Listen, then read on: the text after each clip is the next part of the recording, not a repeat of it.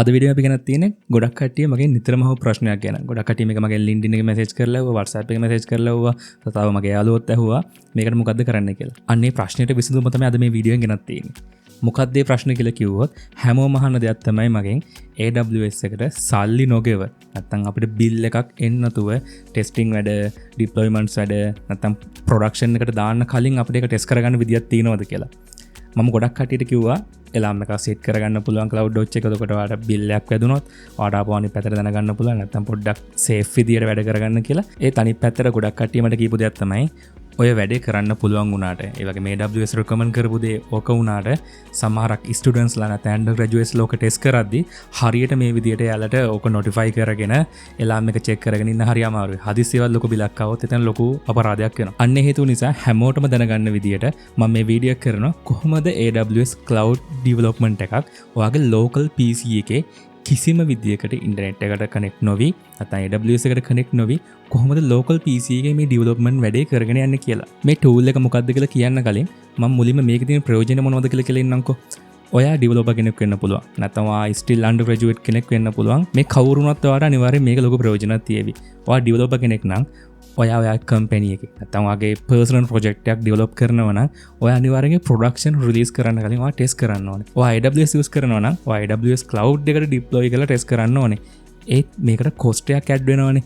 ඔයාට පුළුවන් අද අපි මේ කතා කරන්න යන tool එක යූස් කරලා ප්‍රොඩක්ෂන් එකට රිලීස් කරන්න කලින් ඔයාගේ local PC එකේ තියාගෙන ඔක්කොම cloud stack එක ටෙස්ට් කරලා බලලා පස්සේ ප්‍රොඩක්ෂන් දාන්න. එතකොට ටෙස්ටිං එන්වයරන්මන්ට් එකට ඇඩිෂනල් කොස්ට් එකක් ඔයා ගෙවන්න ඕනේ නැහැ.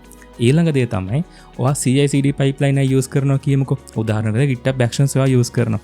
එතනදී ඔයාට අද මම මේ කියන්න යන tool එක යූස් කරලා ඔයාගේ GitHub Actions ඇතුලේ unit test නැත්නම් test cases ලියලා run කරවන්න පුළුවන් ඔය cloud development එකට අදාළව.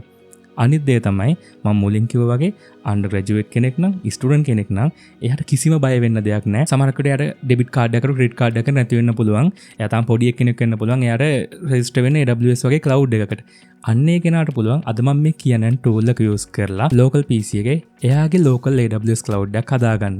වැඩි කතා නැතුව කෙලින්ම මේ tool එක මොකක්ද කියලා කිව්වොත් මේ tool එකේ නම තමයි local stack. මේ නමින්ම කියන විදිහට මේක local PC එකේ run කරන්න පුළුවන් AWS cloud stack එකක්. මේක open source. මේකේ paid plans තියෙනවා.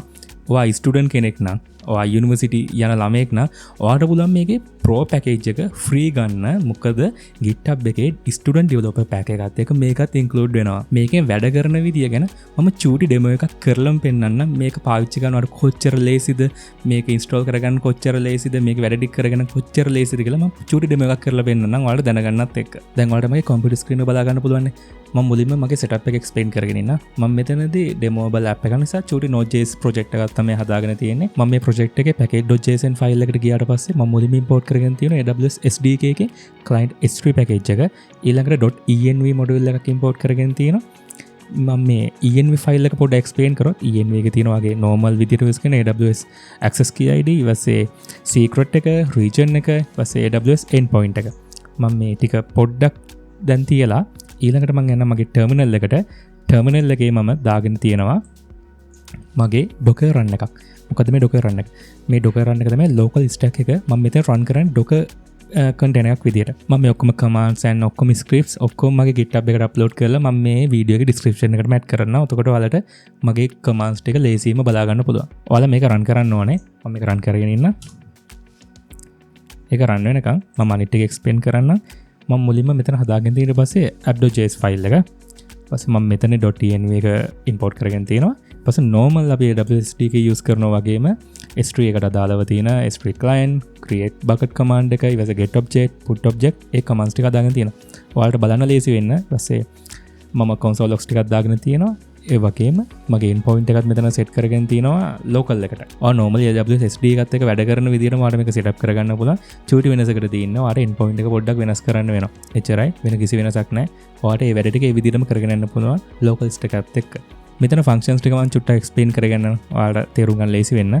මම මේ main function එකේ තියෙනවා bucket එකක් create කරන්න. bucket එකක් create කරන්න බැහැ නම් එතන error එකක් එනවා. already bucket එකක් තියෙනවා නම් already bucket එකක් තියෙන එකද message එකක් එනවා. ඊට පස්සේ මම මෙතන file එකක් හදලා තියෙනවා. ඒ file එකේ දාලා තියෙනවා hi from nodeware local stack කියලා තමයි file එකේ දාලා තියෙන text එක. ඒ වගේම පල්ලෙහා තියෙනවා අපි bucket එක read කරන ෆංක්ෂන් එක මෙතන ස්ට්‍රීම් ටු ස්ට්‍රීම් ෆංක්ෂන් එක තියෙනවාට බකට් එකගෙන chunks ටික කියවලා කොහොමද ස්ට්‍රින්ග් එකක් විදිහට කියවලා ඒක රීඩබල් විදිහට ගන්න කියලා. දැන් මම මේ කෝඩ් එක රන් කරගෙන ඉන්නම් මොකද වෙන්න බලන්න. දැන් මම node space app.js කියලා ගහලා enter එකක් ඔබනවා. බලමු මොකද වෙන්නේ කියලා. හරි. console logs ටිකක් නම් තියෙන මොනවද බලමු තියෙන්නේ. initializing string client. හරි. client කෙනේ initialize කරගත්තා. හරි. bucket එකත් ඇදලා තියෙන්නේ. string operation එක දැන් හැදෙනවා. හරි.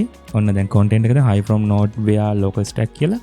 පස්සේ downloading file from s3 ඒකත් තියෙනවා. හරි. demo completed successfully. ඔන්න එහෙනම් වීඩියෝ එකේ අන්තිම කොටසටත් ආවා. මම හිතනවා වෙනද වගේම ඔයාලට මේ වීඩියෝ එකෙන් මොකක් හරි දැනගන්න දෙයක් තියෙන්න නැති කියලා. ඒ වගේම ඔයාලා අලුත් දෙයක් දැනගන්න නැති, අලුත් දෙයක් ඉගෙන ගන්න නැති කියලා හිතන මේ වීඩියෝ එකෙන් software engineering වලට අදාළව නැත්නම් full stack development වලට අදාළව ඔයාලට ඕනම ප්‍රශ්නයක් තියෙනවා නම් මේකේ comment section එකේ දාන්න නැත්නම් මට LinkedIn through message එකක් දාන්නත් පුළුවන්. අපි එතකොට ඒක ගැන වීඩියෝ එකක් කරමු. එහෙනම් තවත් මේ වගේම educational content එකකින් වත් එක්ක හම්බ වෙනකන් හැමෝටම ජය වේවා.